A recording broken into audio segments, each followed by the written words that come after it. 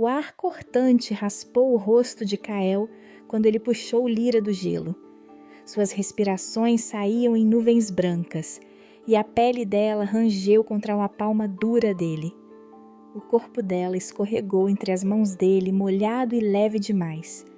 O pingente enterrado sob a capa roçou o antebraço de Kael, frio que doeu por um instante e brilhou pálido contra a luva.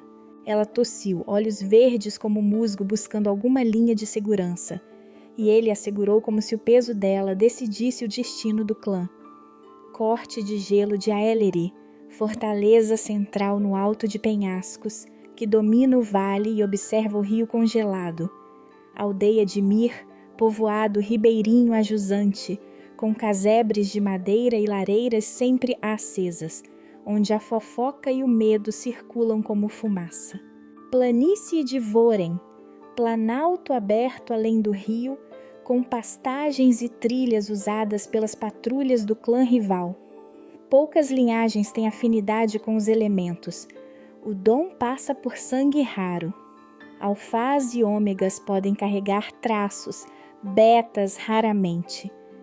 O poder, quando direto, consome resistência vital proporcional ao uso.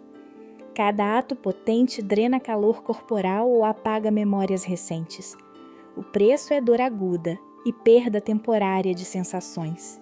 Quaisquer poderes explorados nesta história seguem essas regras. Gasto visível de energia, custo físico e efeitos que retornam com tempo e cuidado. A sociedade, e aqui é clara, alfas comandam, betas sustentam, ômegas são regulados. Ômegas são vistos como frágeis, tradições proíbem que usem certos dons em público. As alianças entre clãs se sustentam na honra e qualquer união proibida ameaça o equilíbrio. O conselho vigia, o medo decide voto. Kael tinha a cicatriz diagonal e branca no queixo, traço único que cruzava o rosto como uma lembrança viva. Seus olhos âmbar queimavam sob sobrancelhas sempre franzidas. Os cabelos pretos, curtos, não deixavam espaço para distrações. Por dentro, carregava o medo de repetir a traição que matou sua mãe. O pai fora derrubado por ambição do próprio conselho do clã, e Kael crescera desconfiado. Desde então, sua liderança fora feita de gestos contidos, rotina rígida, passos medidos, decisões que evitavam riscos pessoais. O conselho pressionava. Eles queriam uma resposta dura. Expulsar a ômega ligada ao rival, mostrar força, acalmar velhas feridas. O conflito externo era simples e brutal. Kael queria estabilidade e o respeito do clã. Precisava, porém, aprender a confiar e a proteger alguém que não fosse o trono. Enquanto segurava Lyra, sentiu o governo e o coração pesarem no mesmo compasso. Lyra tremia, cabelo prateado colado ao rosto, pele pálida quase translúcida e uma marca em forma de onda marcada no pulso. Pulso esquerdo, olhos verdes turvos de frio e medo, mas havia algo vivo neles, uma esperança pequena queimada pelo silêncio. Ela trazia um segredo que pesava mais que o casaco encharcado, o dom do gelo, herdado de uma linhagem proibida. A lei do clã rival vetava seu uso em público. Ela era um risco político. Quando criança, numa noite de inverno há 15 anos, 3 noites depois da colheita, Lyra tentou aquecer a mãe durante uma tempestade. Aos 8 anos, sem querer, formou uma lâmina de gelo que cortou o braço do irmão. A culpa lhe a seguiu desde então. Ela teme rejeição, carrega a culpa de um poder que feriu quem amava. Antes deste encontro, ela era fechada, acostumada a injustiça, buscava dignidade, desejava liberdade e perdão. Quer segurança e limpar seu nome, precisa aprender a controlar o dom e ser aceita. O coração de Lumen estava ali, sob couro e pele, Um cristal azul acinzentado, do tamanho de uma moeda, polido com entalhes finos em espiral, preso a um cordão de couro negro. A gravação interna mostrava uma runa antiga. Material: cristal de gelo petrificado misturado com prata. Cor: azul fosco com brilho interno. Tamanho: aproximadamente 3 centímetros de diâmetro. Lyra o carregava contra o peito. Quando Kael a puxou do rio, sentiu o talismã encostar na palma. Ele notou o calor leve que crescia no objeto, e uma névoa fina se ergueu da pele dela, formando pequenos cristais que derreteram ao contato com o calor do corpo dele. A origem do dom de Lyra vinha de um ancestral que praticara um ritual de fusão com o frio do rio sagrado. A linhagem fora marcada como tabu depois que, em um evento de outrora, uma vila inteira congelou numa noite e ninguém conseguiu descongelar a culpa. Isso bastou para transformar o dom em estigma. O antagonista é Lord Ratch, líder do clã rival, homem ambicioso com passado de derrotas que o humilharam. Ratch buscava restaurar o prestígio do seu clã. Para isso, forjou alianças e usou Lyra como símbolo e instrumento em cerimônias. Ratch era ex-aliado de Kael, agora rival. A fuga de Lyra ocorreu quando uma tentativa de Wrath de revesti-la em ritual saiu do controle, obrigando-a a escapar pelo rio congelado. A patrulha de Kael detectara rastros de fuga e uma luz pálida presa sob o gelo, restos de um rito. Ele seguiu até o fio do rio, onde o gelo rangia e a noite parecia feita de metálico. Encontrou Lyra ali, caída, olhos buscando algo vivo. Quando seus dedos agarraram o molejo dela, o coração de Lumen estremeceu e brilhou. A conexão foi curta, mas suficiente para acender perguntas na cabeça dele que doíam como um pedido de socorro. Ela sussurrou um nome que Kael não conhecia direito, e o calor do corpo dela voltou aos poucos, roubado pela água e pelo medo. Kael sentiu o conselho como uma sombra atrás dos ombros. Sabia que trazê-la para Eleri seria provocar. Entregá-la a Ref significava condená-la à cerimônia e à perda de si mesma. A escolha não era simples. Ele permaneceu ali, com o peso do clã e o pingente batendo contra a palma, enquanto o vento cortava e as nuvens formadas por suas respirações se desfaziam no ar da primeira semana do mês do equinócio de gelo. A história que começara ali duraria cerca de 6 meses, do início do inverno até o fim da próxima estação de colheitas. Kael olhou para a aldeia ao longe, para a planície além do rio, e entendeu que qualquer decisão abriria feridas ou esperanças. Lyra, vulnerável e injustiçada, dependia agora de sua escolha, uma escolha que poderia salvar ou selar destinos, e que já acendia paixões proibidas e segredos sombrios. Se você está gostando, deixe seu like e comente de qual cidade está assistindo. 3 dias depois, na corte de gelo de Aeleri, o vento ainda trazia o brilho cortante do rio. Kael viu as patrulhas espalhadas pela margem, homens e mulheres com lanças voltadas para a aldeia de Mir, e ordenou que 2 fossem redirecionadas para vigiar a planície de Voren. Era precaução e mensagem ao rival. O clã precisava ver movimento, precisava acreditar que a ordem vinha de seu alfa. Lyra ficou na ala administrativa sob vigilância discreta. O coração de Lumen repousava sob sua capa, rente ao peito. Quando ela falava sobre a noite em que fugira, o cristal esquenteou, como se cada palavra a fizesse lembrar do calor que perdera no rio. Às vezes, quando se concentrava para não ceder ao pânico, o pingente dava um lampejo azul, breve e limpo, a respiração de Lyra tornando-se medida, o cristal respondendo.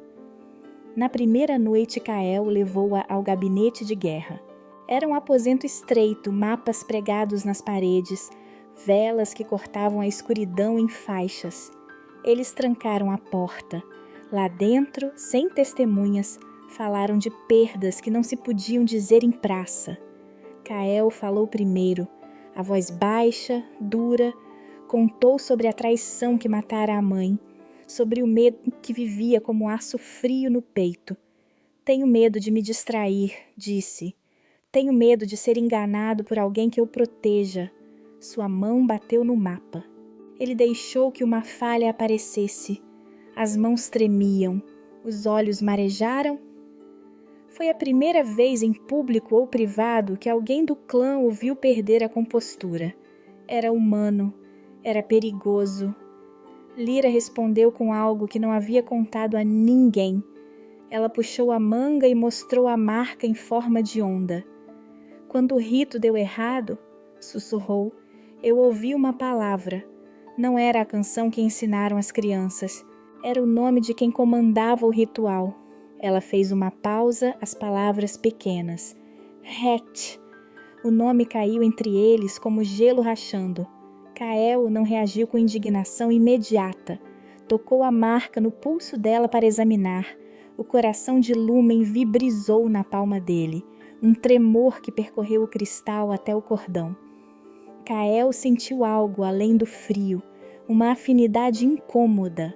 O pingente aquecera antes quando Lyra falara. Agora vibrava com seu toque. Foi um sinal, foi um alerta. No segundo dia, antes do amanhecer, botas encharcadas bateram no corredor do salão principal. O mensageiro entrou, as unhas manchadas de carvão visíveis quando segurava o selo, um disco de bronze com o emblema do conselho. Havia lama nas suas calças. Seus olhos eram de quem acredita que cumprir ordens vale ouro. Papel do conselho. Ele falou, estalando a língua. Abriu a bolsa e estendeu um rolo lacrado. Kael viu ali o perigo, um decreto que poderia transformar abrigo em rebeldia. O mensageiro começou a ler, voz clara. Kael se levantou e tirou o rolo das mãos do homem. Houve o som de tecido arrastando. Havia vergonha nos olhares do conselho. Em público, ele permitiu-se uma falha. Rasgou o lacre, não por bravata, mas por medo. O ato de tomar o documento e impedir a leitura foi um gesto visível de proteção pessoal. O mensageiro recuperou-se com cólera contida. Os conselheiros sussurraram voto e retaliação. O rolo trazia ordens de verificação formal da linhagem de Lyra. Exílio em caso de confirmação de magia proibida. A presença do selo fez do documento algo a ser obedecido até prova em contrário. O mensageiro exigia que o clã consultasse os registros e convocasse uma audiência pública para declarar o status da Ômega. A audiência improvisada foi marcada para a tarde. O salão encheu-se rápido. Vozes se erguiam. Olhos julgavam. Moradores da aldeia de Mir ouviam em silêncio. Rumores já corriam pela taverna e pelas lareiras. Comerciantes que conheciam Lyra evitaram seu nome. Boicotaram seus pagamentos. Na planície de Vorém, patrulhas do rival começaram a aparecer mais perto do que antes, como se testassem medo. Kael ficou de pé diante da assembleia. O conselho exigia ação. O mensageiro com unhas de carvão chamou por ordem. Kael falou e com a voz pesada ofereceu algo que não era a liberdade. Ela ficará sob minha guarda por 7 dias. Foi uma concessão, abrigo e proteção, não absolvição. O anúncio foi ouvido como promessa e como provocação. A decisão trouxe uma trégua frágil. O clã aceitou a medida por voto apertado, mais por prudência do que por confiança. A oferta serviu para ganhar tempo e tempo era o que Kael precisava para investigar. Mas cada solução parcial gerou outro problema. Rumores brotaram, que Kael favorecia um inimigo, que o Alfa colocara emoções acima do dever. A autoridade dele diminuiu um passo, tão real quanto a perda de calor numa tempestade. No fim da audiência, enquanto o salão do clã se esvaziava, o mensageiro aproximou-se novamente de Kael. Em voz baixa, quase um sopro, disse: Lord Rat anuncia retorno imediato à região. As palavras caíram e ficaram no ar, pesadas como gelo ao cair. Kael sentiu o peito apertar. Lyra, ao lado dele, apertou o coração de Lúmen por baixo da capa. O cristal brilhou azulado por um instante, como se reconhecesse o prenúncio. Antes de se dispersarem, Kael ouviu a última coisa. Fragmentos de runa no pingente pareciam corresponder a símbolos que ele lembrava ter visto no cofre antigo do clã. Documentos guardados por gerações. Era pouco, uma pista. E ainda assim era o suficiente para fazer o medo crescer. Haveria perguntas difíceis pela frente. Haveria escolhas que podiam custar mais que 7 dias. Lord Wrath vinha. O clã se preparava. O gelo rangia e o coração de Lúmen continuava a pulsar quente e enigmático junto ao peito de Lyra, 1 semana depois. Na aldeia de Mir, alojados numa casa emprestada rente ao rio, Kael e Lyra tentavam costurar uma rotina entre as correntes de olhar e os bloqueios do medo. Do lado de fora, patrulhas do clã circulavam às margens como sombras regulares. Tochas acesas nos cais e rituais simples de proteção faziam com que os aldeões repetissem cantos para o rio antes de dormir. As aves, assustadas pelo frio, deixavam a copa em bandos barulhentos. Peixes próximos à superfície formavam crostas de gelo que brilhavam como escamas apagadas quando a luz os tocava. À noite, quando Lyra baixava-se a capa na frente da lareira, o coração de Lúmen se mostrava no peito. Um disco azul acinzentado, brilhando fraco, e agora exalava um sopro gelado que se via como pequena névoa nos dias mais frios.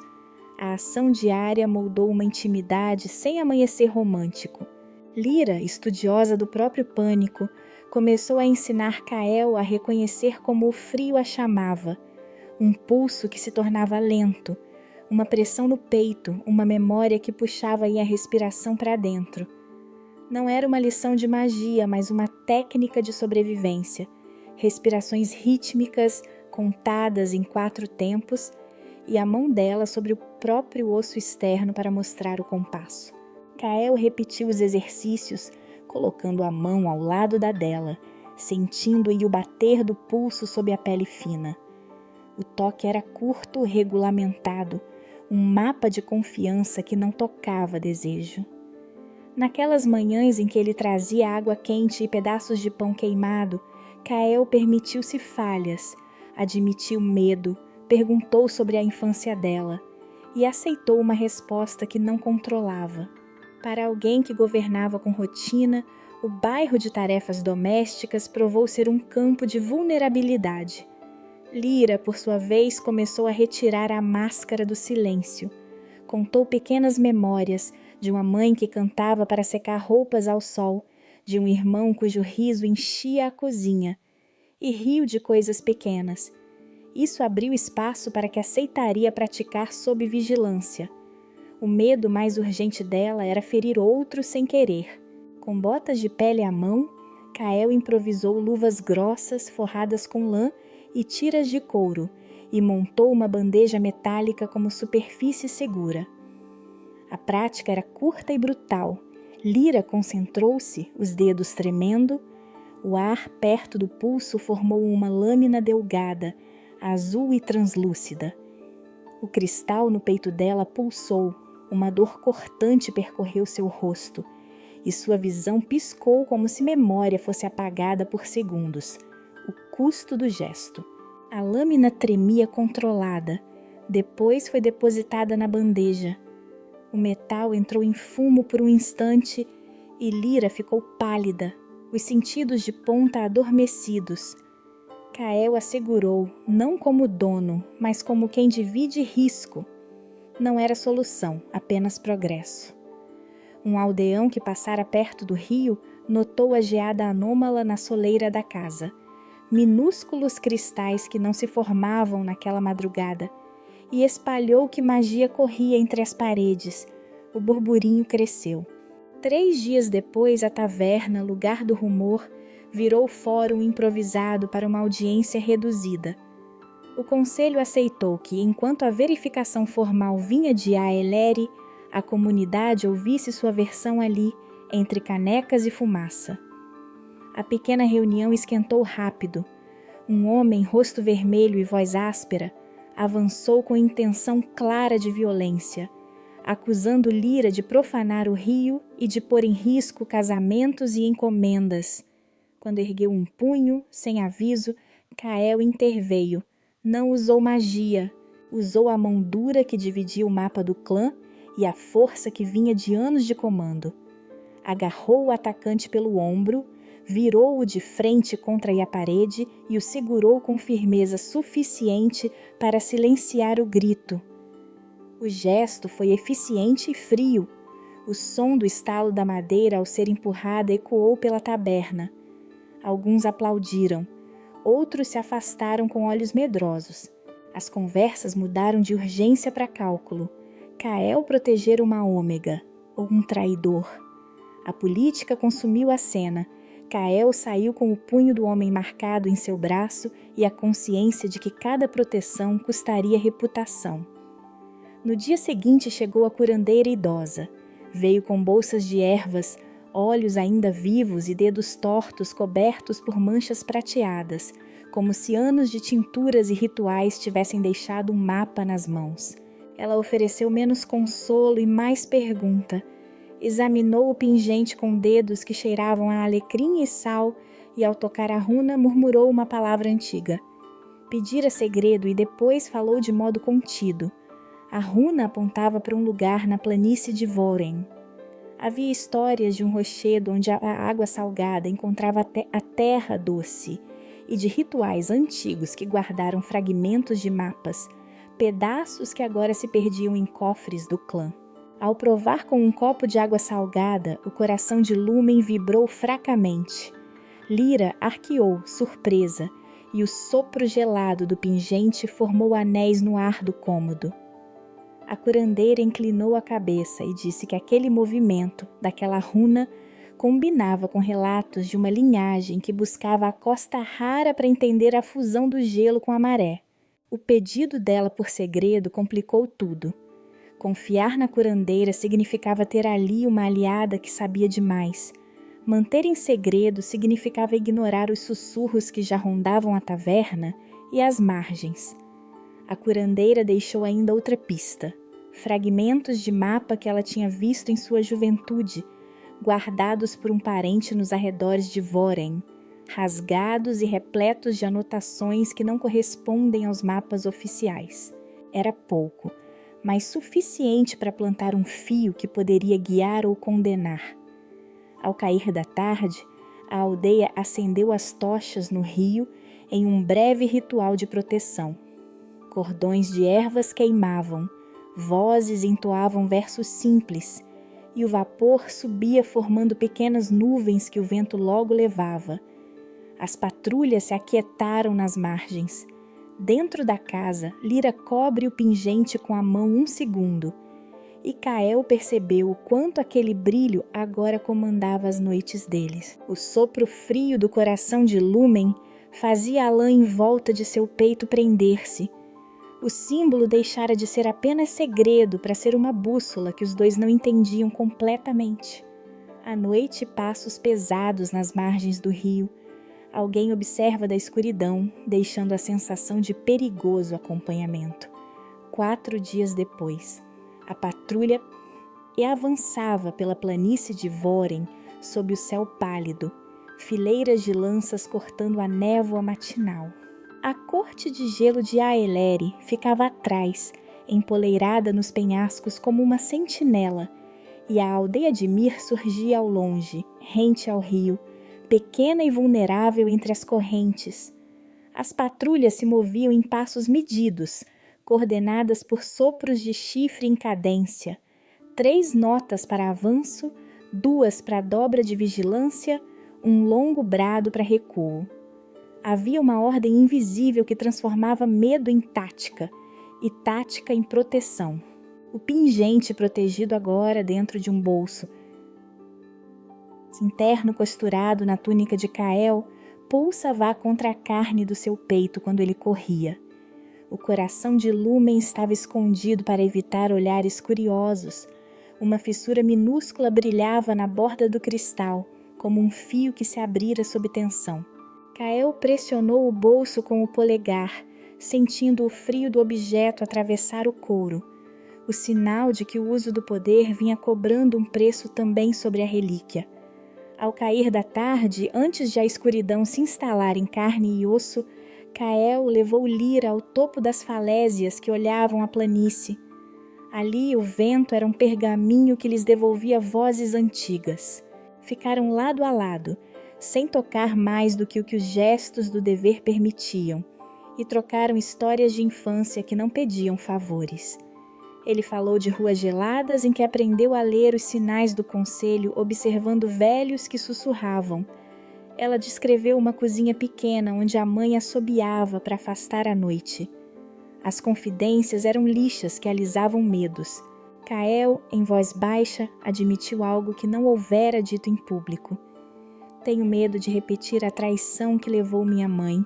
Tenho medo de proteger alguém e perder tudo por isso. A frase veio como um suspiro arrancado do peito. Lyra olhou para ele, para ele. E por um momento a dureza que ele cultivava mostrou-se humana. Em troca,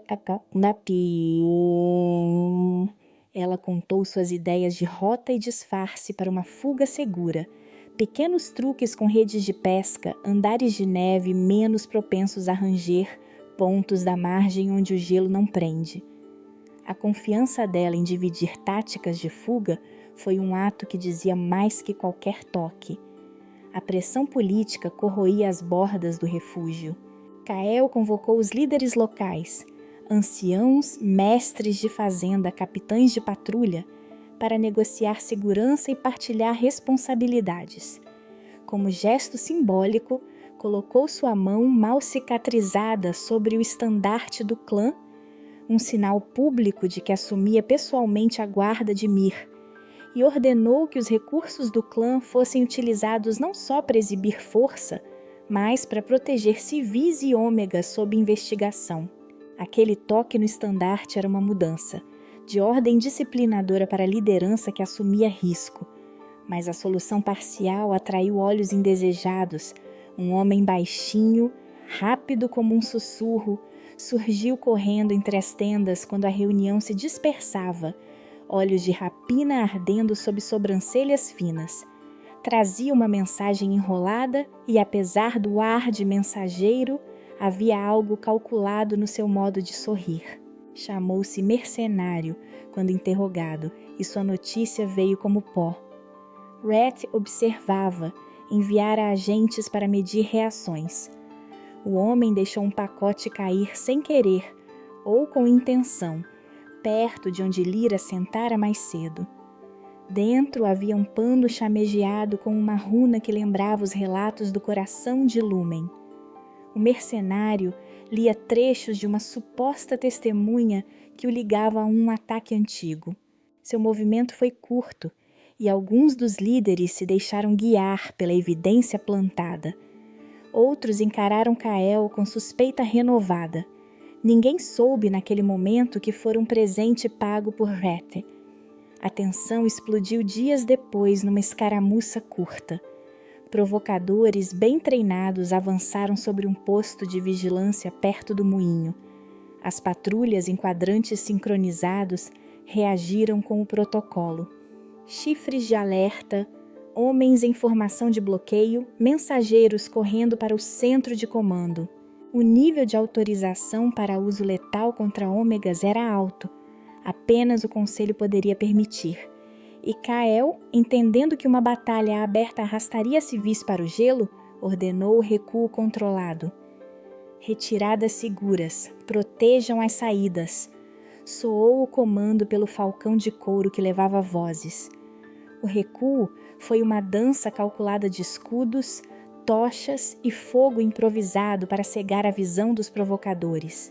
No ápice do confronto, quando uma linha de aldeões se viu encurralada, Lyra fez o que prometera não repetir em público. Concentrando-se com o coração de Lúmen risonho sob o couro, Ela ergueu um véu de gelo fino, quase translúcido, que se estendeu como uma cortina entre os civis e as lanças. O sopro do pingente formou um anel frio que brilhou por um segundo. A lâmina não para ferir, mas para desviar pedaços empurrados pelo caos. Quando até a pressão sumiu, Kael percebeu no bolso do peito uma mudança mais dramática. A fissura no cristal, antes minúscula, abria-se, uma linha negra que corria da borda para dentro. Lyra, em pé, empalideceu. Seus olhos perderam o foco.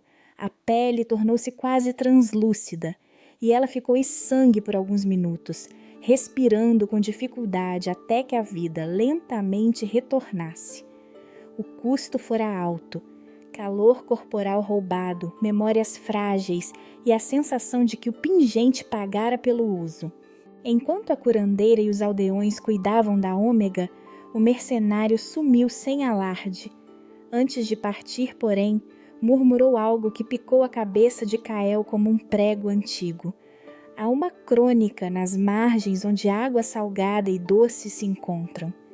Dizem que quem domina a junção do rio e do mar pode dobrar o gelo. A menção soou como ameaça e promessa, e Kael guardou a frase junto às outras pistas. À noite, depois de bandos de fogo apagados e vigílias renovadas, Kael caminhou sozinho pela margem. Observou rastros recentes, pegadas, marcas de roda, uma trilha que dobrava e seguia para a fronteira do território de Ret. Os vestígios iam na direção proibida, fazendo o ar pesar de possibilidade. A ameaça não era mais rumor, era trilha viva que levava para além do mapa, para onde Ref esperava com braços e armadilhas. Kael apertou o bolso onde o coração de Lumen resplandecia com a fissura e prometeu a si mesmo que antes que a fronteira fosse cruzada, teria respostas, mesmo que custassem tudo. 2 semanas depois, a movimentação concentrou-se entre a corte de gelo de Aeleri e a margem do rio perto da aldeia de Mir. Patrulhas surgiam mais densas na planície de Voren. Lanças e selvagens olhares cortavam a névoa como lâminas. No salão baixo da corte, o pingente estava guardado num cofre improvisado, coberto por peles e trapos. A fissura, que antes era um traço tênue, agora se abria em linha escura. A luz interior do coração de Lumen embaralhava-se, vacilava. Nos momentos de tensão, a chama azul pálida pulsava, como se reagisse às decisões que pendiam no ar. Kael levou Lyra a uma sala privada, onde poucas velas se atreviam a ficar. Estava proibido a todos. Era ali que ele guardava cartas antigas da mãe. Tirou um pacote de papéis amarelados, dedos que vacilaram ao abrir os laços. As letras eram firmes, caligrafia de quem escreve para ensinar aí um filho a desconfiar do brilho falso. Ele leu trechos em voz baixa, não para instruir, mas para justificar o porquê de seu medo. Confie nos sinais, não no sorriso, escreveis, mãe. Havia registros de favores aceitos que ousaram mais do que deveriam e de pactos que queimaram famílias por dentro. Kael mostrou os versos com mão trêmula. Não é covardia, disse. É medo aprendido com quem amei e perdi. Lyra ouviu. As mãos dela apertaram o cordão por baixo da capa sem que ele visse. Então falou uma coisa que não havia dito à curandeira nem ao conselho. A promessa feita ao irmão ferido. Quando a lâmina de gelo cortara o braço dele, ela jurara buscar um caminho que curasse sua culpa. Uma promessa de levar o coração de Lumen à junção do rio com o sal, onde antigos ritos falavam de fusões que não eram só destruição. Eu prometi achar um remédio, contou em voz pequena. Fui atrás do rito e encontrei um homem que dizia poder ajudar. Foi assim que Heth me usou. A confissão não era só remorso, era propósito interrompido. Naquelas palavras havia uma urgência brava. Ela não queria apenas fugir, queria cumprir um voto. O momento foi íntimo sem ser romântico. Compartilhar cartas e promessas deu aos dois uma chilreada rara de humanidade. Kael contou porque escondera tanto seu medo. Proteger o clã exigia solidez e fraqueza era convite. Lyra, por sua vez, admitiu que aprendera a perdoar parte de si ao entender que a culpa e o dom eram coisas distintas. Houve calor de entendimento. Uma ponte se ergueu, frágil, porque ambos carregavam cicatrizes diferentes, mas caminharam um até o outro com cuidado. Publicamente, Kael fez um gesto calculado. Recebeu o emissário de Wrath e o desafiou a um duelo político. Não lâminas, mas palavras e provas, uma audiência que decidisse a custódia e a validade das ordens do conselho. Era um teste de prestígio que podia alongar o tempo e mostrar força. A proposta acendeu as brasas que Hatch esperava. O desafio foi uma provocação contida. Hatch, ofendido, não deixou passar. Suas respostas foram mais rápidas, suas patrulhas mais incisivas. A manobra de Kael ganhou tempo, mas também o colocou sob o holofote que Wrath acrescentou, com agentes e ameaças veladas. Num recanto da corte, entre lençóis e vassouras, surgiu a jovem espiã do clã rival. Infiltrada como serviçal, cabelos ralos com uma mecha vermelha atravessando o resto escuro, ela se movia com a rapidez de quem busca favor e recompensa. Observou as rotinas, aprendeu as chaves e, numa noite em que o salão fervia com o rumor do duelo, roubou um fragmento de pergaminho. Era uma tira curtida que mencionava o ritual do rio, palavras rasgadas que apontavam para a junção do sal e da água doce. Ela levou-se o pedaço para Hatch, crendo que a promessa de ouro e posição seria cumprida. O gesto deixou uma trilha que ninguém naquela hora percebeu. O ponto médio do capítulo veio quando Kael ordenou uma dupla verificação dos arquivos antigos, cofres que raramente eram abertos, rotas de memória do clã. Entre registros tributários e inventários de gado, encontrou uma crônica que mudava a história que o medo contara.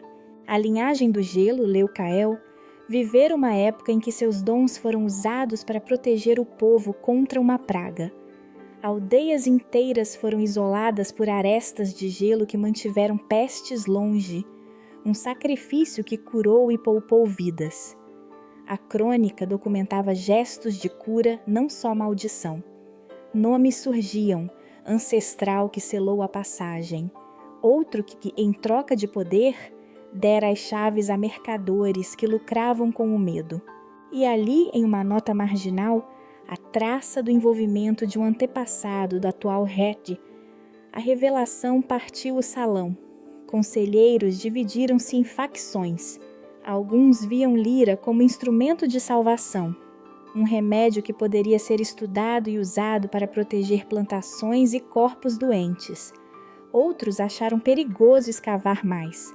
Abrir a ferida histórica poderia dividir o clã agora que as patrulhas tremiam. Na aldeia, o rumor correu como vento. Alguns aldeões passaram da ameaça ao pedido. Que Lyra fosse testada, que talvez o dom servisse ao bem. Outros temeram abertamente o que aquilo significava. Enquanto tudo se agitava, o cofre do pingente traiu o silêncio. A rachadura cresceu outra vez. A chama azul no seu interior murmurou como brasa viva. Quando Kael leu a crônica, o fogo interno pulsou com intensidade e uma névoa gelada fugiu por uma fresta do pano de proteção. A visão do coração transformado num pequeno farol ameaçador fez a escolha parecer ainda mais dolorosa. Expor a verdade arriscaria guerra interna. Esconder significaria trancar uma possível cura como se fosse crime. Na manhã seguinte, quando o sol mal tocava o rio, uma carta selada chegou pelo mensageiro de sempre. O selo era conhecido, o brasão de Hatch, frio e direto. A folha carregava uma oferta que não era convite, e sim ultimato, guerra aberta ou submissão e entrega da Ômega. O lacre crocou no ar e o salão inteiro entendeu que as escolhas drásticas se aproximavam. Kael apertou a carta, a chama azul do pingente refletida na superfície do papel, e soube que nada mais poderia ficar à espera. 3 dias depois, a expedição à planície de Voren partiu ao amanhecer, rumo às antigas pedras rúnicas citadas no pergaminho recuperado no cofre do clã. Saíram da corte de gelo de Aeleri em fileira, com a aldeia de Mir ainda dormindo à beira do rio, e seguiram pelas trilhas que margeavam brejos e pastos duros. A planície era um mar de gramíneas loiras cortado por caminhos que eram, segundo as lendas, sagrados, trilhas marcadas por sentinelas rúnicos, pilares de pedra baixos gravados com signos que vigiavam a passagem entre as estações. A fauna era dura como o vento. Cabras de crina espessa pastavam em socalcos salgados, corvos seguiam o grupo em círculos e raposas espreitavam entre pedras como sombras vermelhas.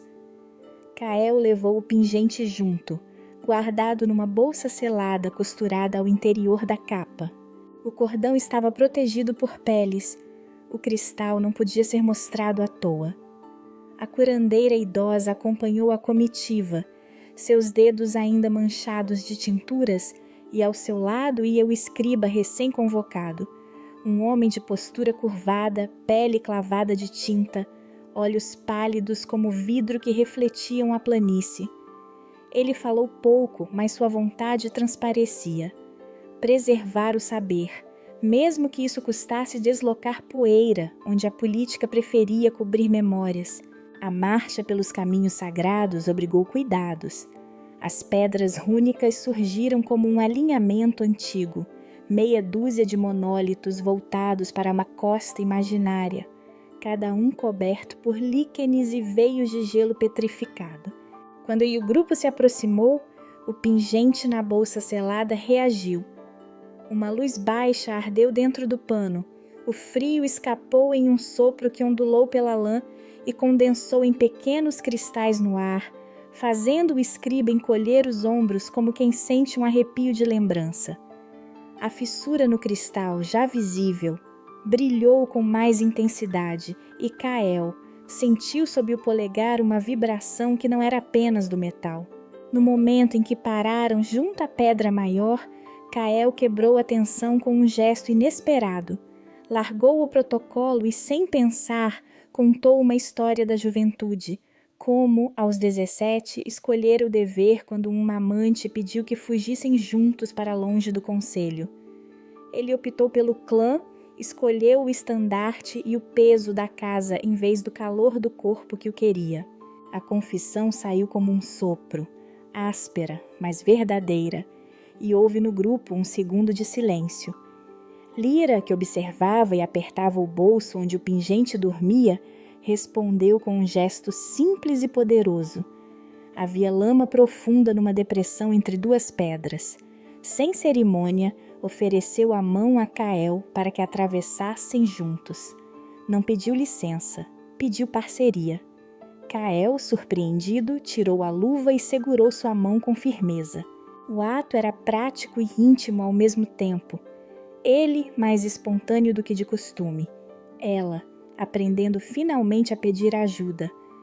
A curandeira murmurou feitiços antigos enquanto o escriba examinava as runas, passando os dedos pálidos sobre as incisas. Foi ele quem traduziu, com voz baixa e tremida de excitação. Havia uma escrita oculta, um registro preservado por camadas de gelo e cera, que só despertava com o frio certo.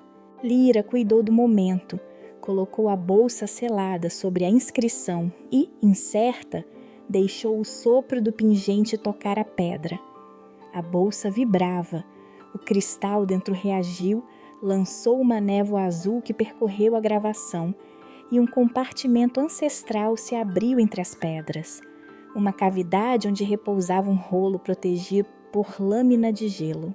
A névoa revelou instruções esculpidas, símbolos que descreviam um ritual de fusão da água doce com o sal, e notas que exigiam um preço claro, sacrifício do calor vital de quem invocasse, medido em batidas do coração e em lembranças cedidas. O escriba ergueu os olhos de vidro. Ele traduziu sem rodeios. O ritual exigia uma união consciente entre um alfa e uma ômega, dois corpos que aceitassem voluntariamente fundir calor e intenção. Era, disse, uma coesão que nada podia forçar. Ele falou também do custo, o dom se alimentava do calor do usuário, e a perda podia ser irreversível se o cristal fosse forçado além da sua resistência. A curandeira assentiu, confirmando com as mãos tremidas que já suspeitara do preço. A ativação, porém, não passou despercebida. As pedras eram sentinelas, e sua luz despertou um antigo mecanismo. Uma frequência sibilante percorreu a planície, uma ressonância que ecoou entre os monólitos e viajou como fio de ar até onde os olhos inimigos se reportavam. Distante, sombras emergiram do horizonte, mensageiros de Reti já atentos a qualquer perturbação. Espiões, atraídos pelo brilho e pela fumaça gelada, surgiram de moitas e pequenas colinas. Num instante, a expedição foi cercada. A emboscada veio rápida e seca. Mercenários de Reti, armados e com táticas de cerco, investiram em pequenos grupos, cortando rotas de suprimento. Houveram flechas que zuniram e bolsas que arderam. Provisões foram queimadas para impedir que caíssem em mãos inimigas. Kael tentou coordenar um contraavanço, foi certeiro, mas acabou atingido de raspão no ombro por uma lâmina menor, ferida que sangrava, porém nada fatal. A comitiva perdeu mantimentos essenciais e tempo. O escriba protegeu o rolo de gelo com o corpo trêmulo. A curandeira fez compressas rápidas, murmurando remédios que retiravam febre e dor. Sem condições para continuar a busca, Kael ordenou recuo tático. Reúnem-se as forças, abandonam-se provisões comprometidas e voltam-se para manter a segurança dos rochedos baixos que marcavam uma rota de volta para Mir. Naquela noite, abrigados num recesso rochoso, a chama da fogueira de barro estalava enquanto a fissura no pingente parecia respirar mais fundo.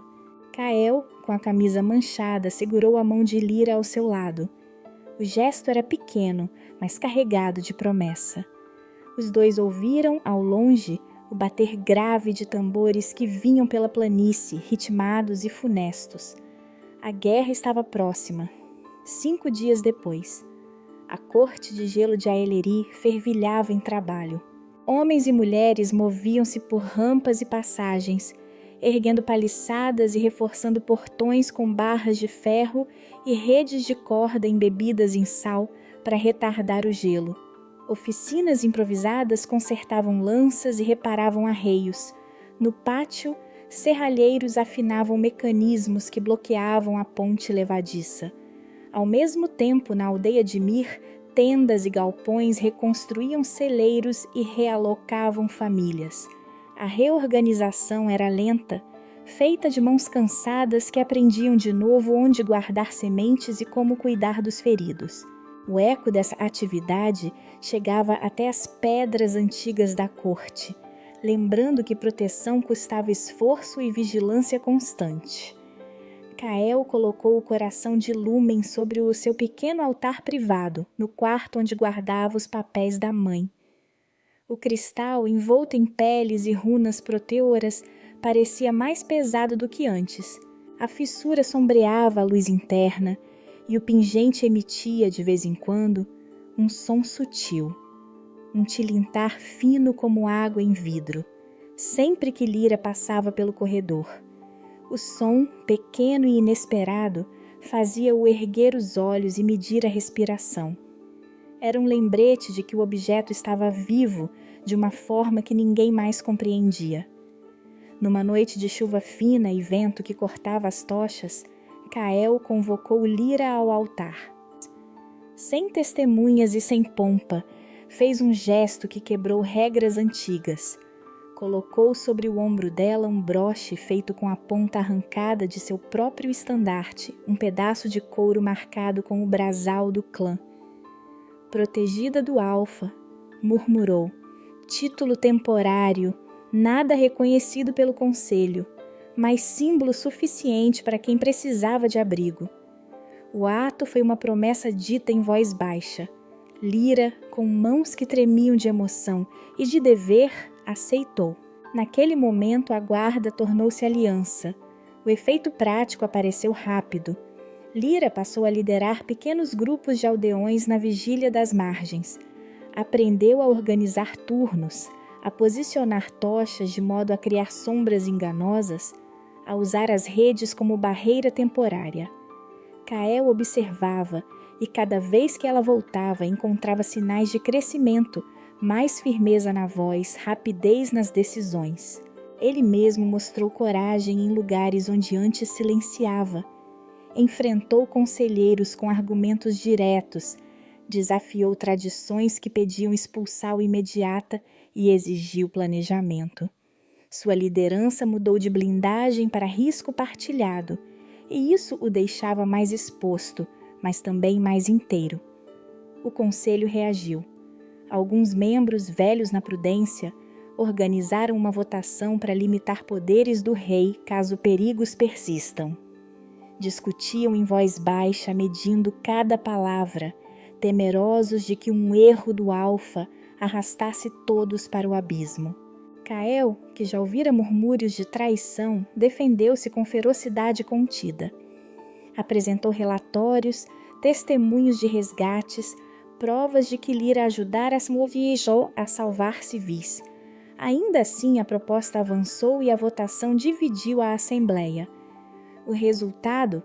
Uma resolução provisória que restringia alguns de seus comandos sem removê-lo totalmente, mas que espalhou dúvida suficiente para enfraquecer a autoridade e encorajar a pressa de Het.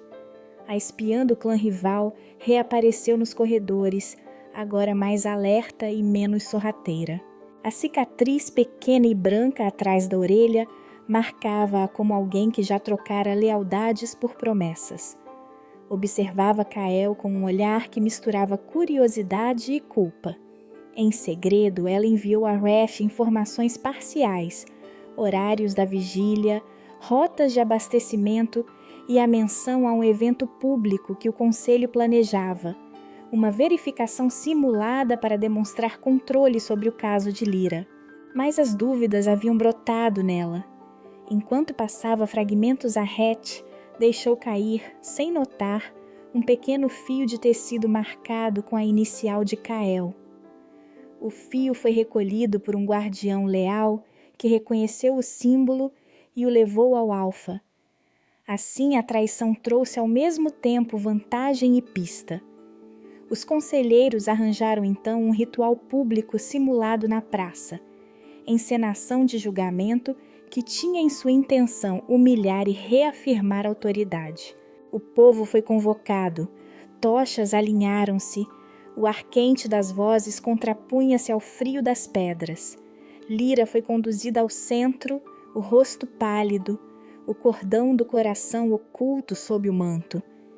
Os conselheiros encenaram acusações ruidosas, perguntas com intenção de envergonhar, e plebeus foram instigados a vaiar.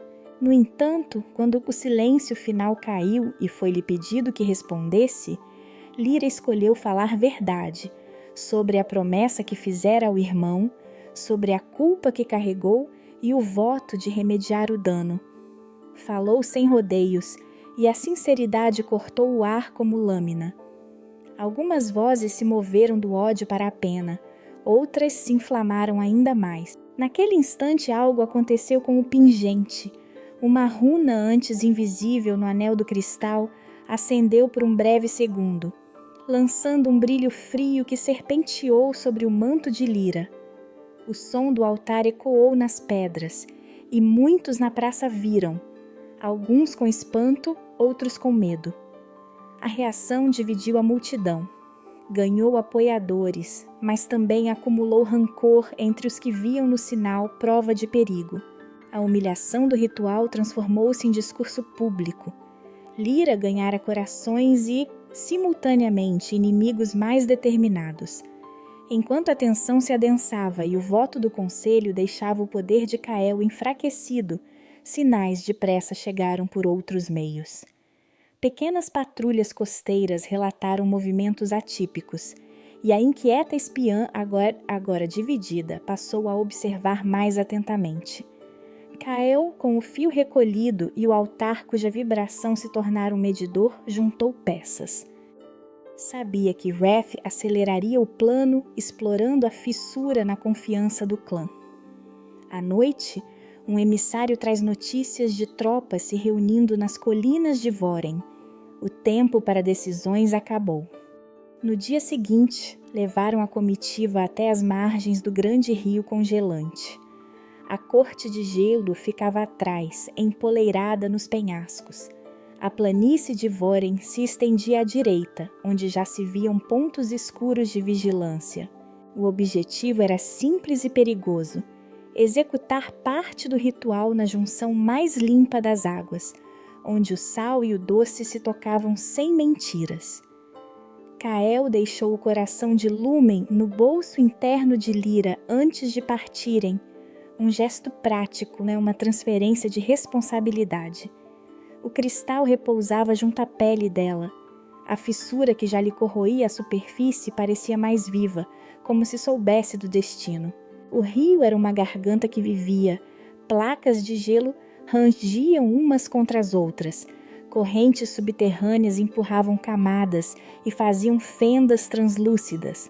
As margens cantavam com o som de água presa e logo solta.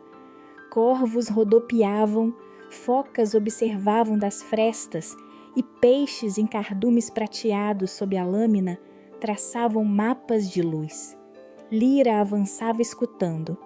Ela tinha aprendido a mapear o rio pelos sons. Os gemidos da placa, o bip do bolha submersa, o estalo que anunciava deslocamento. Cael segurava a corda que a ligava ao resto do grupo. Mão firme, paciência visível nos olhos. Seu comando, até então seco, tornara-se agora orientação paciente. Ele dava tempo, esperava o compasso de Lyra, repetia as ordens com voz baixa quando o medo tremia. A travessia sobre placas rachadas foi um exercício de coordenação. Lyra guiava em sons e toques, descrevendo com precisão onde pisar. Cael, ao seu lado, mantinha a linha tensa, puxando e soltando para absorver surpresas. Quando uma placa cedeu, eles improvisaram. Cordas lançadas, traves usadas como alavancas, rede estendida para amortecer quedas. A dependência era mútua. Lyra dava rotas. Cael oferecia estabilidade.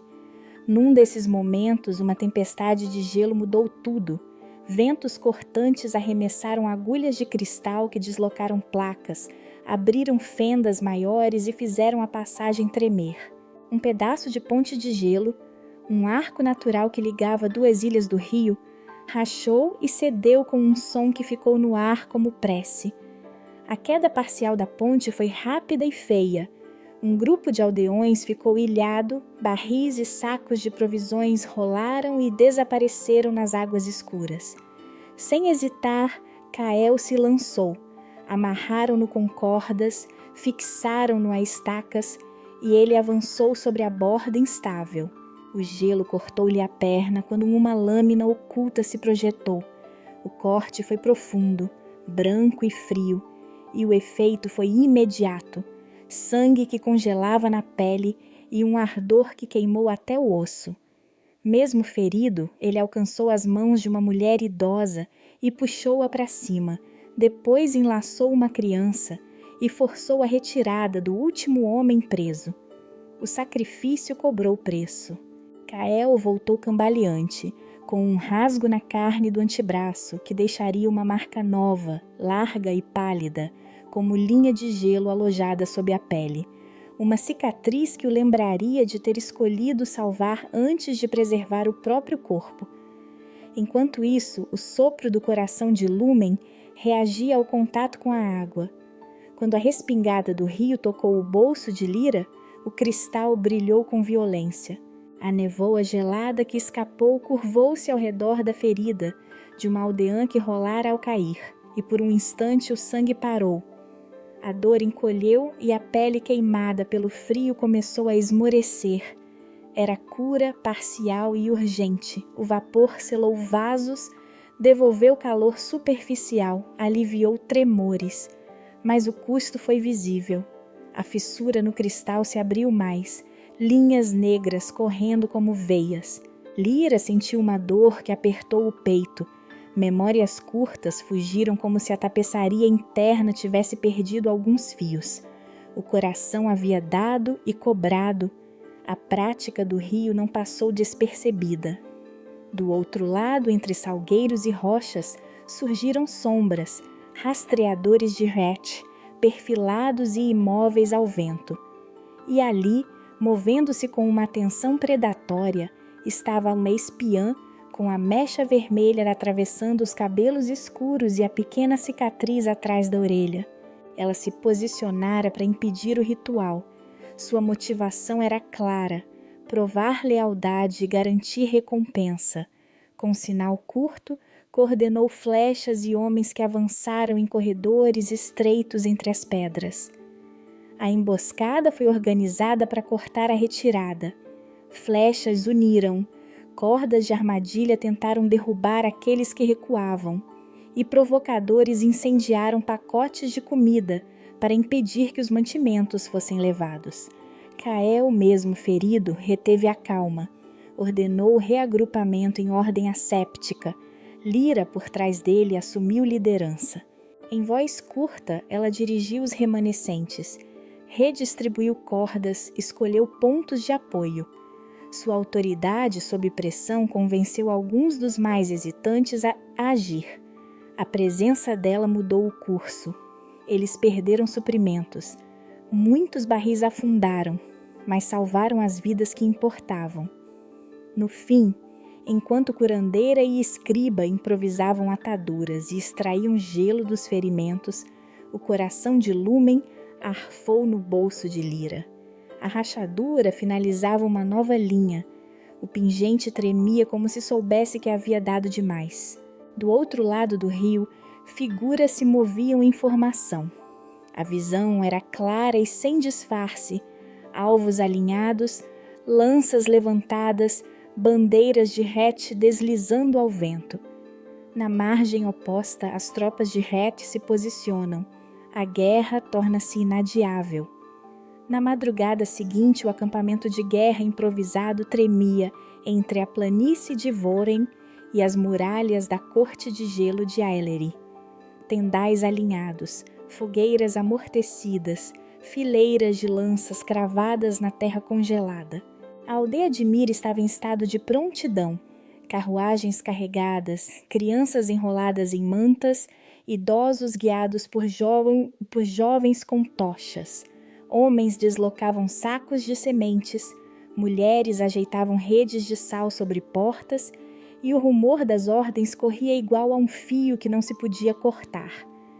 No centro do acampamento, o pingente agora vivia em fragmentos embrulhados num tecido grosso.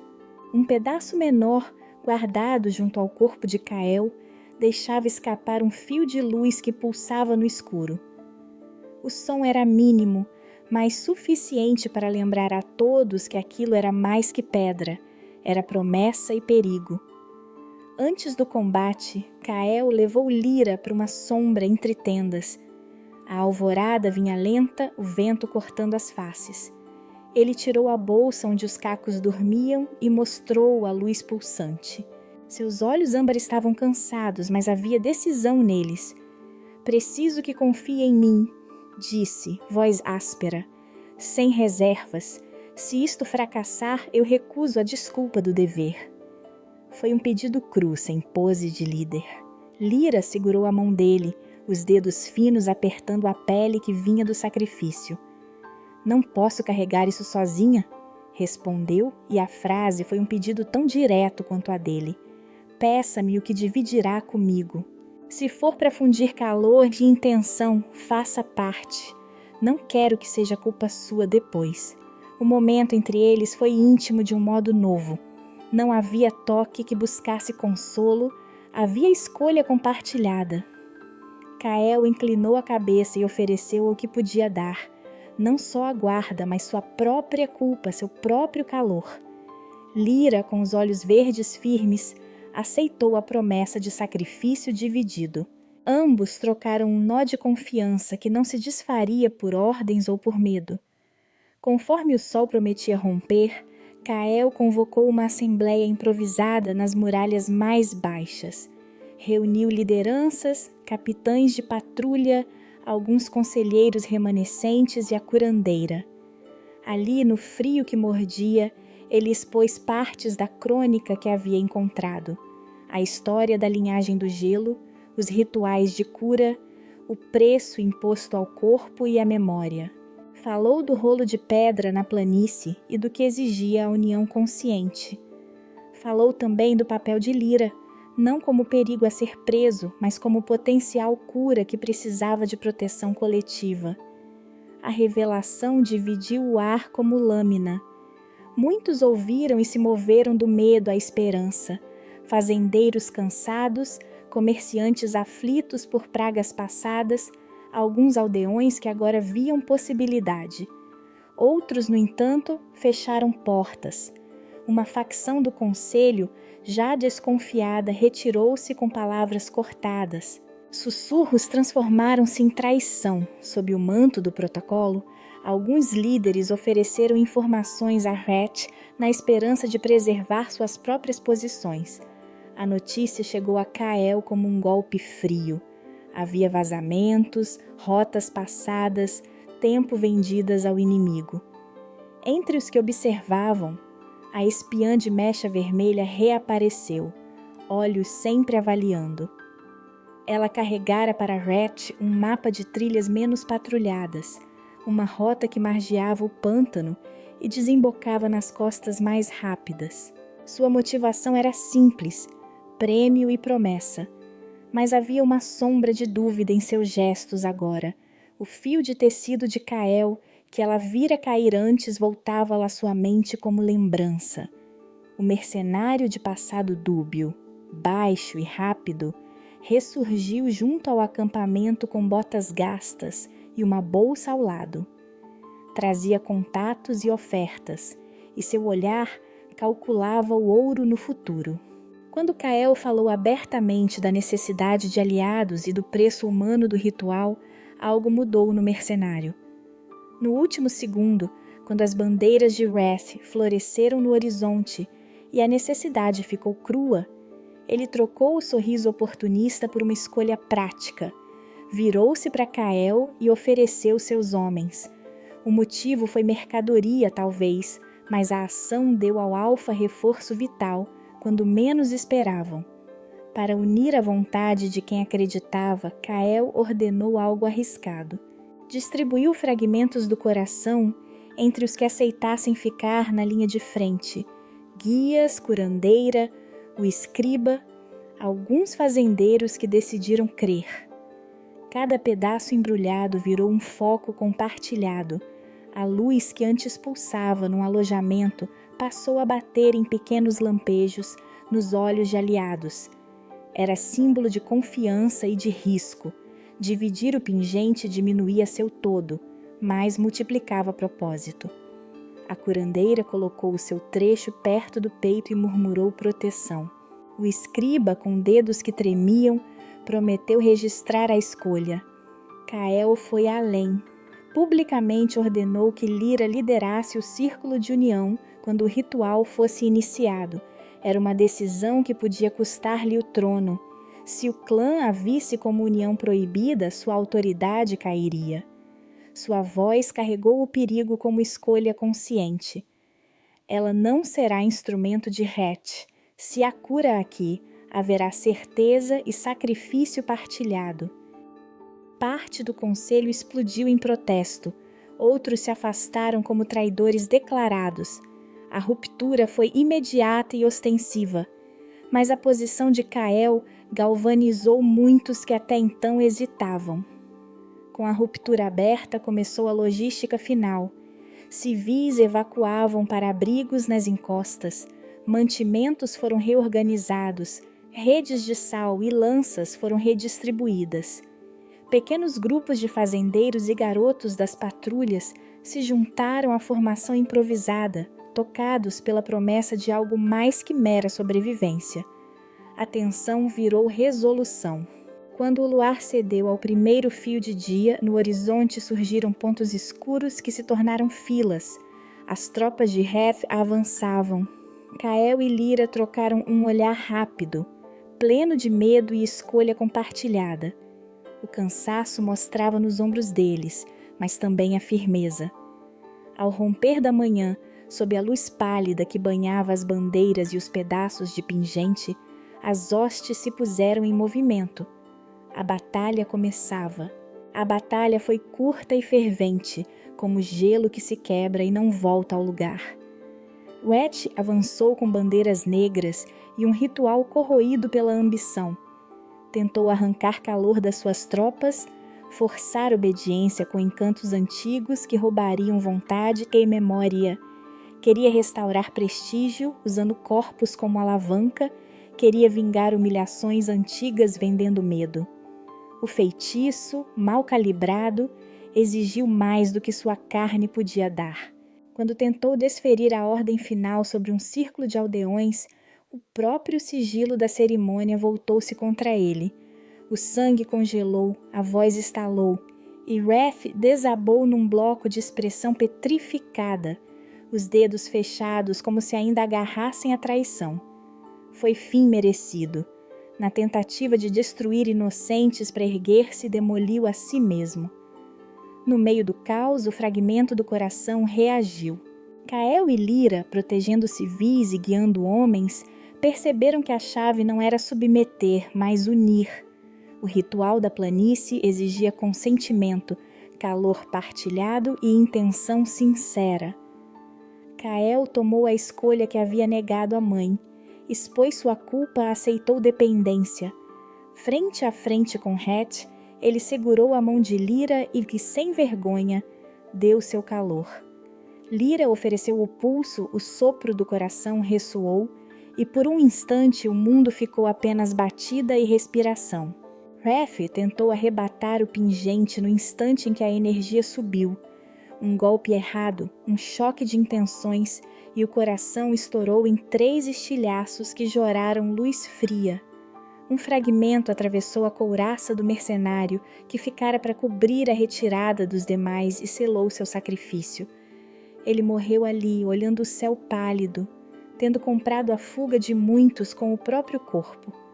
Houve choro e ódio, houve gratidão silenciosa.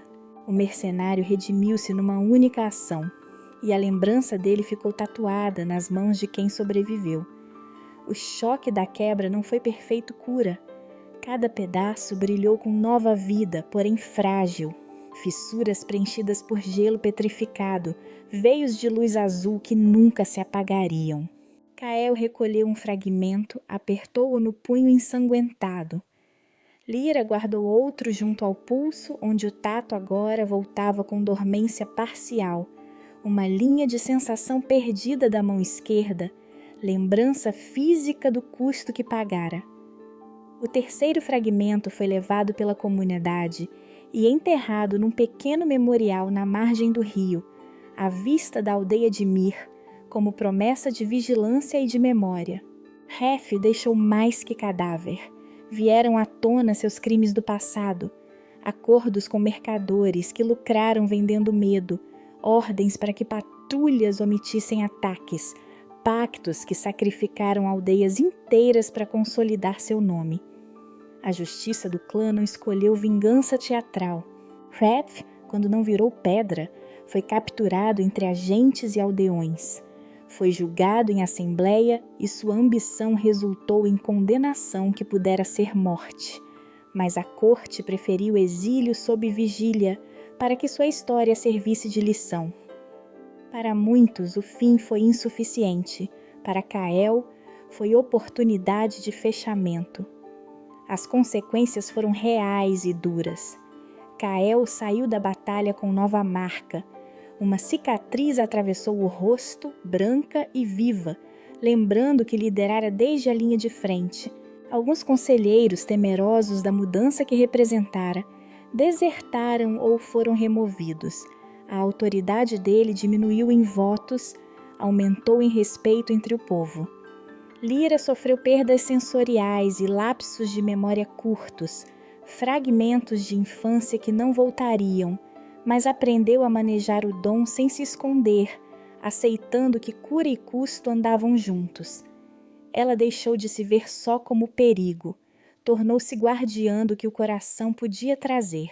Entre os secundários, a curandeira assumiu a liderança do saber, catalogou rituais, orientou quem tinha dons e organizou uma escola que registraria limites e sacrifícios. A espiã de mecha vermelha recebeu clemência ao se declarar cúmplice por promessa. Não por fé, escolheu ficar e ajudar a reconstruir, carcomida pela culpa, convertendo-se em vigia leal. O mercenário foi enterrado com honras simples, a barba queimada pelo frio lembrada por crianças que receberiam a verdade. O escriba que havia arriscado o rolo antigo viveu para escrever o novo acordo entre clãs. No fim do dia, quando o último degelo da aurora assentou-se nas pedras, Kael e Lyra foram até a margem do rio congelante, ao pé da corte de gelo e com a planície de Voren observável além. O memorial era uma coluna baixa de pedra, rodeada por pequenas placas onde aldeões fincaram sementes e palavras. Kael tirou o fragmento do punho e o colocou com cuidado na cavidade aberta. Lyra colocou o fragmento no pulso, tocou a água. Uma corrente de gelo estreita formou-se, brilhando como fio de prata azul. Não congelou a margem, não prometeu cura total, mas deixou um hálito de calma na superfície. Eles ficaram lado a lado. O vento trazia o cheiro de rio, o som de água batendo nas pedras. Ao longe, na planície, sentinelas faziam rondas com menos ódio e mais acordo. Na corte, reformas se iniciavam para incluir vozes antes caladas. Na aldeia, a reconstrução avançava com memorial e ensino. Kael olhou para ela e disse, voz baixa e firme: "Não esconderei mais o que preciso de você." Lyra apertou a mão dele e respondeu: "Então fizemos do medo uma escolha." 6 meses depois, o cansaço ainda marcava as faces, mas a ordem mudara.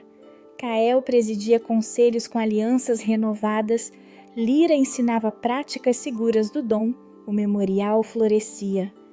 O rio continuava chico e frio, a história agora era de trabalho. Havia esperança marcada ao lado das cicatrizes como tarefa.